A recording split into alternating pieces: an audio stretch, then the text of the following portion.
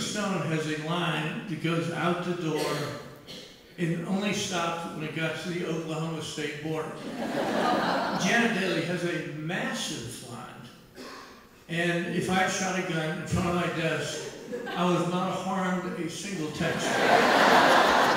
So it finally got so embarrassing, and I looked over, Irving Stone was exhausted, and he's not even looking up. He cannot even say hello to his fans. He's just exhausted, he's sighing, and his wife's mopping his brow. His wife went to his sinus, by the way.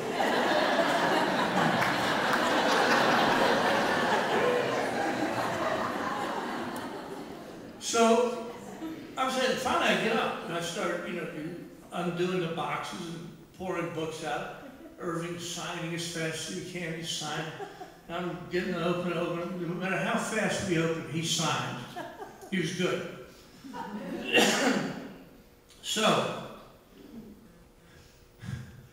he looks up finally and sees that I'm helping him. And I can tell a moment of gratitude passed his face. So as he continued to sign, I continued over the books. He said, I would like to give you some advice about your writing career. Jim? And I said, Mr. Stone, looks like I could use something. He said, Jim, I have been on the bestseller list ever since I wrote Lust for Life when I was a 19-year-old boy. Every one of my books goes zooming to the top of the New York Times list the week it comes out. Do you know what my secret is? I said, I can't wait to hear it.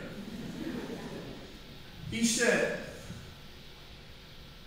Jim, I only write about the human spirit. I'm dumping books. I said, Irving, I'm going to give that a try next time out. I'm going to write about that damn human spirit. Meanwhile, the Janet Daly woman comes over to look at me with utter pity.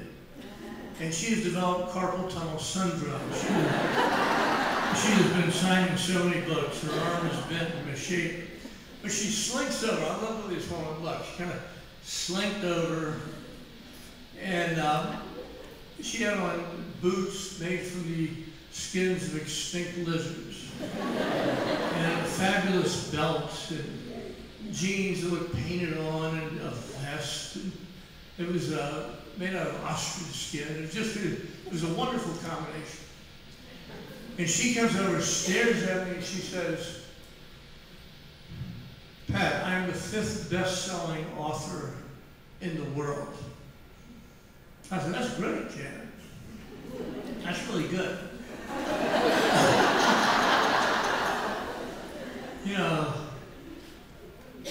It pains me to think where I am on that list. And she said, I read your new book. It was The Lord's Discipline. And I know what you're doing wrong. I said, yeah, I'm not writing about the human spirit. She said, human spirit ain't got nothing to do with it, pal. Human spirit ain't nothing. I've read your book, and there is no sex in it at all. None. And she said, can you explain that to me? I said, yes. My grandmother's still alive. I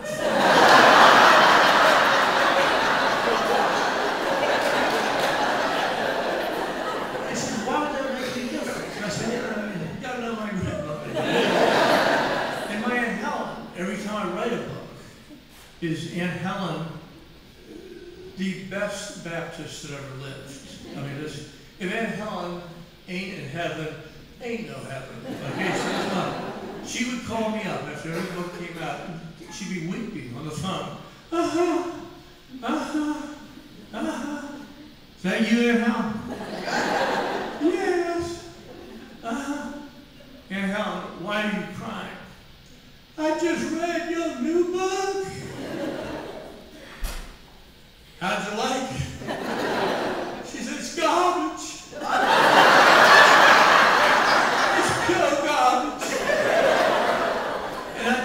I think you have enough talent to write a book that even a Christian could read. So this all comes, so we were back to Janet Daly, and she's, you know, like slinking around. And she said, "You're doing this all wrong, Conroy. It is in my new book, they begin to have exotic, fascinating, acrobatic sex on page 5.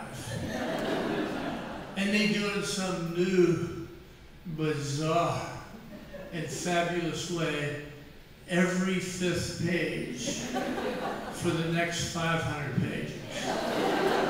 Why don't you do that?" And I said, "I can tell you a very good reason why I don't do it." She said, "What's that?" I said, "I'm Southern." She said, "What has that got to do with it?" I said, "I only know 2 or 3 ways."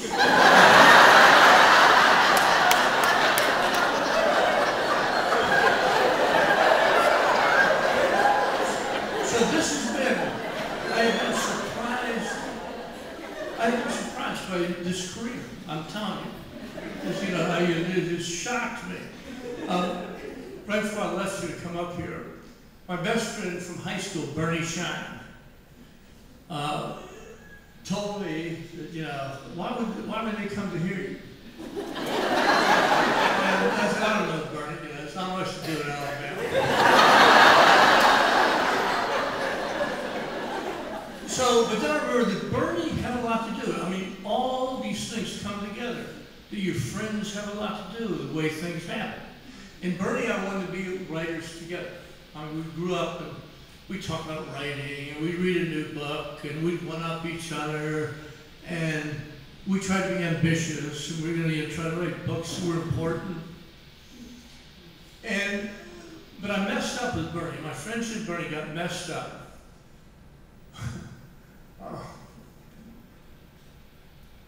I can't believe I was a kid like that, but you know, that happens. Bernie asked me when I'm teaching at Beaufort High School, he said, "Pat, I want to open myself up to you. I've never known if I was smart or not. And you have access to the high school permanent records. I'd like to know what my IQ is. And it's very important to me, very personal. And you have a chance to prove to me whether I'm smart or whether I'm not." So I said, "Bernie, I'll get it tonight." There was a party at somebody's house that night. So I went in and got Bernie's transcript. And it was, so I looked it up, and his IQ, 138. I mean, Bernie was smart. I was getting ready to take it to the party when I had an idea. I put IQs in my kid homeroom in their little folders.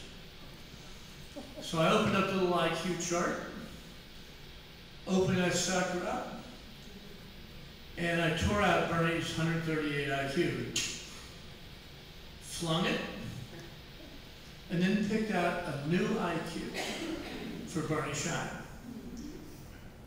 59. Put it back in the thing. Try to rub it, make it look older, make it look... I go to this party, I go in, Bernie said, "You got it, Pat?" I said, "Yeah." I called everybody else to the party. They all knew. So I threw it to Bernie, he starts reading. I think if he'd gone right to it, he could have known. Bernie started reading the letters of teachers that hated his guts. And the librarian loathed him. And she'd write a letter each year trying to get him kicked out of school. And Bernie's going, "I know where she lives, she's still alive. I'll burn her house down tonight, they'll never be able to trace her back to these letters." Bernie got, as he does, distracted. So I go, and we're watching, and finally Bernie turns over some more. Finally, he hits it. And I like Bernie looks stricken. And so one of my friends who knew said, George Garvey says to Bernie, "Bernie, what's wrong, boy?" And Bernie looks up at the whole party and he says,